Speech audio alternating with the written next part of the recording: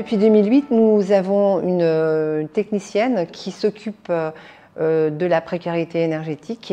Son poste est fléché précarité énergétique parce que nous avions sur notre territoire des élus qui faisaient remonter le cas de leur population, de leurs citoyens, qui rencontraient des grosses difficultés à payer leurs factures et qui ne comprenaient rien à leurs factures. Et donc nous avons décidé de recruter cette personne dont le poste se finance d'ailleurs par la redevance R1 du contrat de concession et qui permet d'être en relation avec l'ensemble des secrétaires de mairie ou des personnels des CCAS pour repérer le public en situation de difficulté.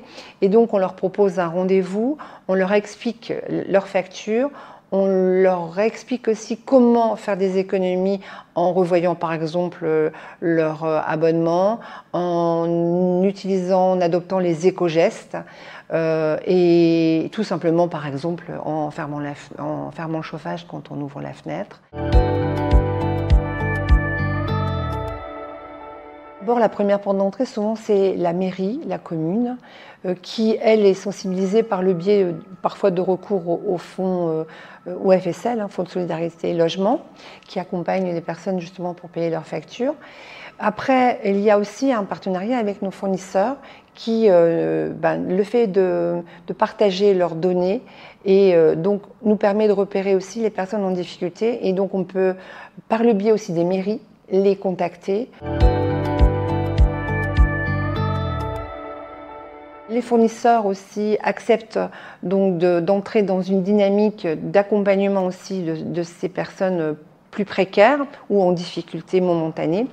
Par exemple, en ne coupant plus le compteur, en mettant ses échéanciers de facture et puis aussi en joignant des flyers avec la facture. On travaille en partenariat avec d'autres structures, d'autres syndicats qui portent des programmes de rénovation énergétique des logements. Et il ne suffit pas juste de faire des travaux de rénovation. Si à l'intérieur de ce logement, on n'utilise pas les éco-gestes, la facture ne va pas forcément baisser. En tout cas, elle ne va pas baisser de manière significative. Après, on a d'autres communes qui sont plus importantes, qui font appel aux ambassadeurs des éco-gestes et de manière plus globale, que ce soit économie d'eau, économie d'énergie, que ce soit l'électricité ou que ce soit le gaz d'ailleurs.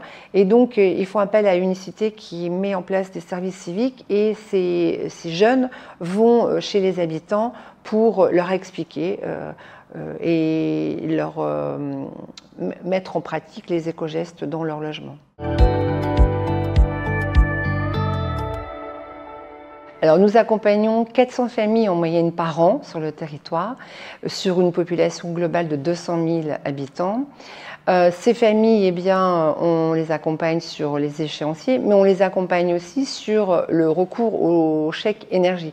Parce que pour bénéficier de ce chèque énergie, il faut y aller de manière dématérialisée. Et on sait au niveau national que 20% des chèques énergie ne sont pas mobilisés à cause de cette fracture numérique. Et donc notre agent accompagne ces personnes pour aller chercher ce chèque énergie.